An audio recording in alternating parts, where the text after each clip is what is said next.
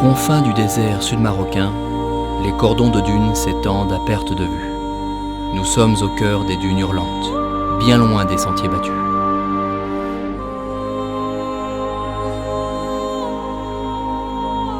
Apothéose de l'aventure, atteindre cet instant unique nous aura valu 2 journées de quad depuis Zagora. Zagora, où tout a commencé. À peine sorti de l'aéroport, Morad, notre guide organisateur d'aventure, nous plonge immédiatement dans l'ambiance locale. Des centaines de berbères venant des 4 coins du désert se retrouvent tous les dimanches sur le souk de Zagora, un véritable lieu d'échange et de commerce. Ça, c'est les chaussures nomades. C'est fait avec du cuir et avec du pneu de recyclage. Là, c'est un pneu Michelin ou je sais pas quoi, du radial 195. Du 195 par 14.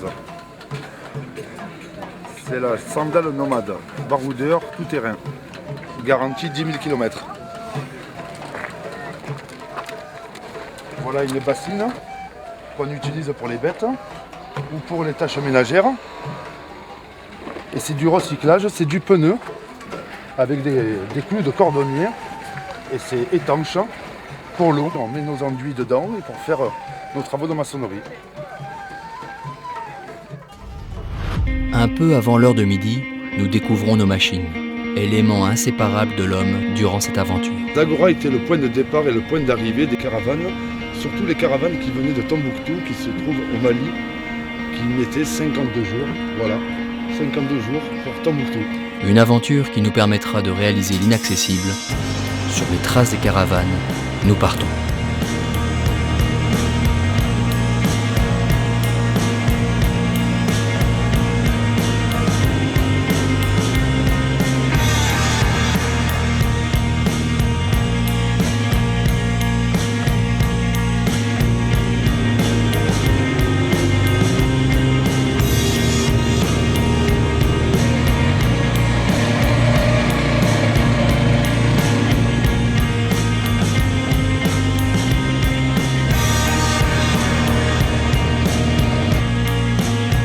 Rapidement, le sable s'épaissit sous les roues. Le paysage change, le tout pour la beauté des yeux. Morad, en chef de file, nous indique la direction.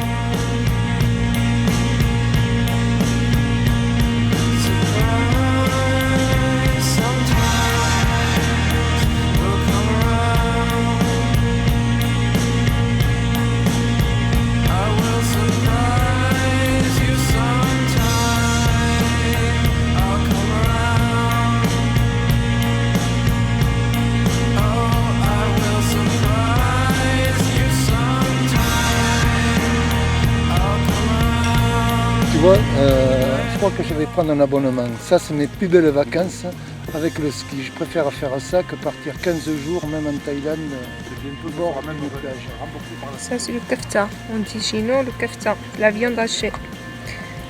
Mélangée avec des épices, un peu d'huile.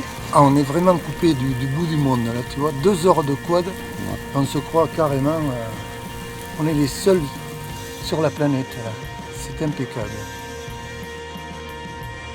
Tiens Dave, sens-moi ces odeurs-là. Exceptionnel, exceptionnel. Toute l'Afrique. Les épices du désert. Là, là, que c'est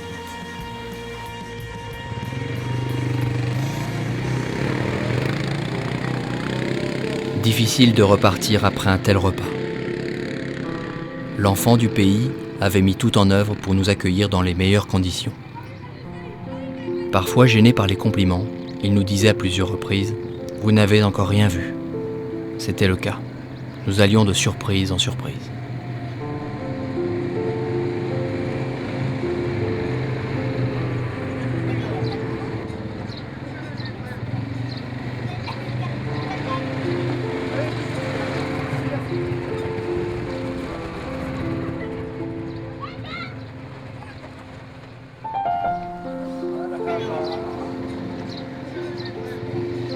Là, vous avez vu, ça c'est les nouvelles choses, ça veut dire les modernes choses, les trucs, les boîtes, les collets, les bracelets. Mais là, elles sont des trésors de nous. C'est une vieille chose, des anciens. Et ça a quel âge ça? 300, 400 années.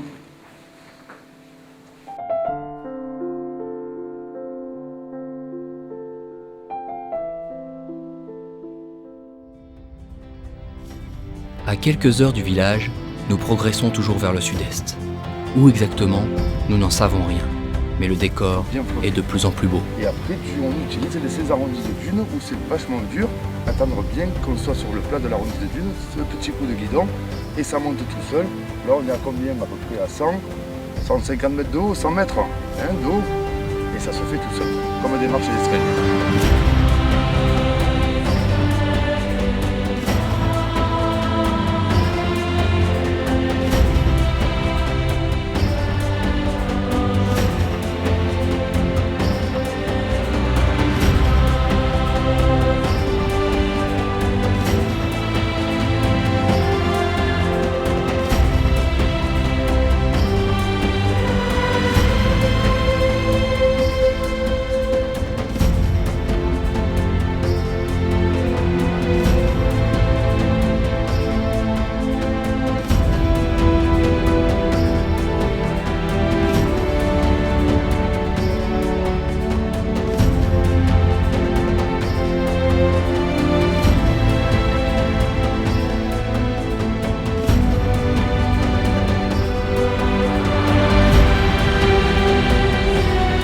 C'est vraiment exceptionnel.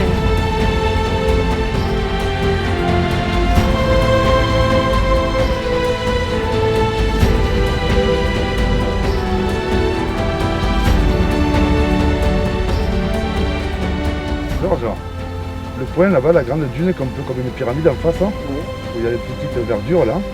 Voilà, c'est l'endroit de bivouac là pour ce soir. Pendant ce temps, à des dizaines de kilomètres, l'équipe logistique achemine le bivouac et les vivres de ce soir. Il ne nous restait plus qu'à ramasser du bois pour le feu.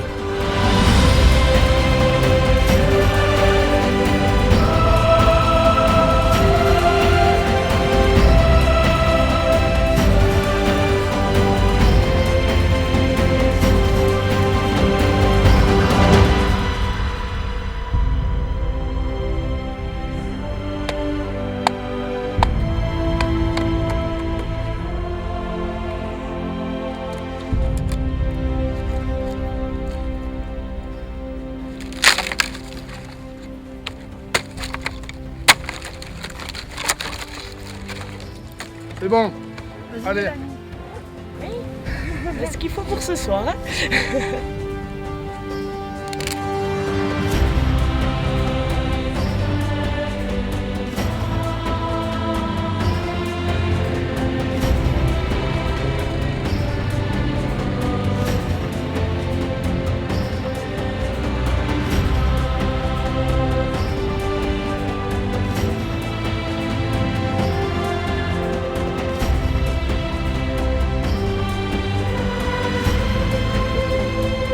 On a roulé quelques heures aujourd'hui, c'est absolument prodigieux comme décor.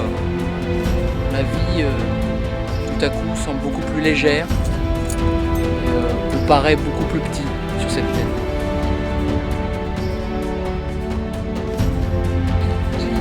Merci encore. Avec un verre là.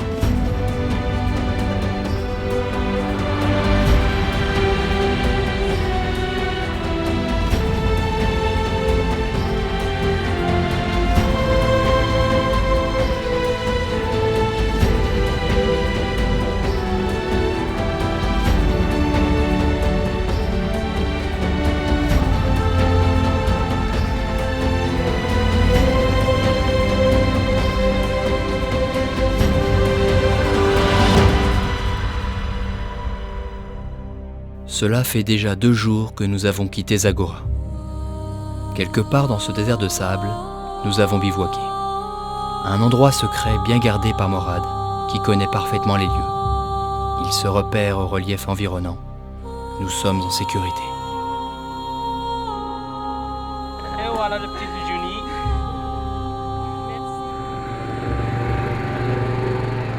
Les moments insolites se succèdent, Tout en remontant le lit de l'Oueddra, des dizaines de dromadaires attendent visiblement notre passage. À l'abri de quelques branchages, un puits. Nous comprenons vite. Un dromadaire fait à peu près... C'est rare qu'ils en fassent deux, je veux dire. C'est un petit.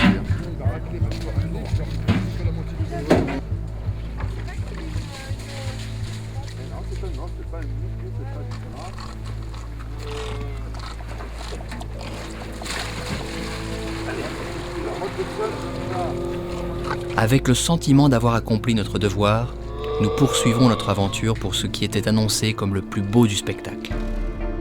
L'inaccessible devenait enfin possible.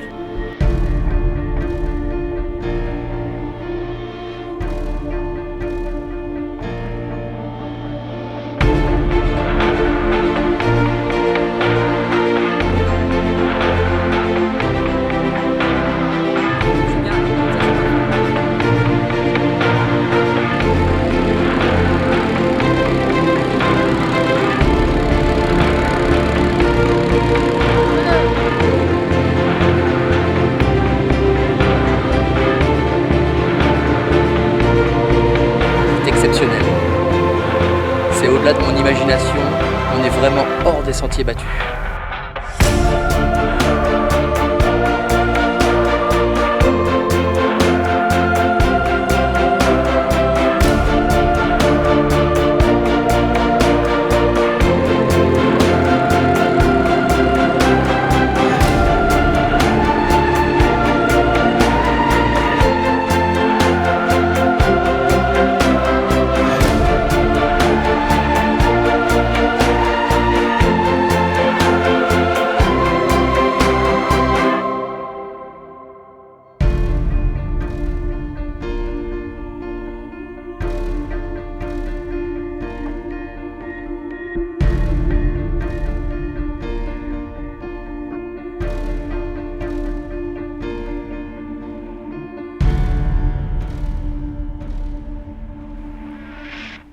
Un peu éreintés par la journée passée, nous rejoignons notre campement.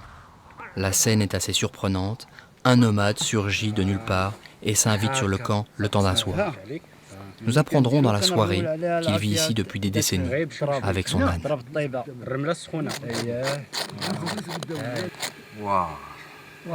Tu as vu le pain là, Dave? Regarde, on dirait un pain de campagne. C'est cuit dans le sable, la réaction du sable chaud, ça ne laisse pas coller le sable à la galette.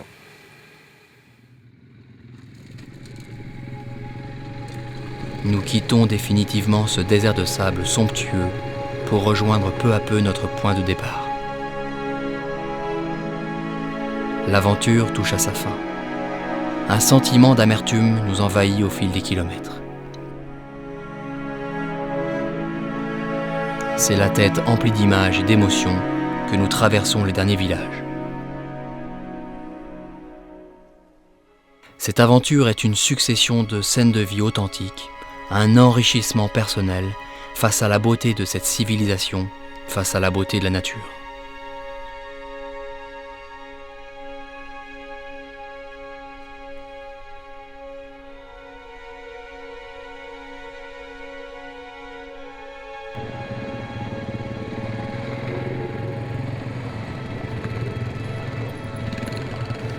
De retour dans la palmeraie d'Oued-Driss, le camp de base de Morad, un petit coin de paradis au milieu du désert.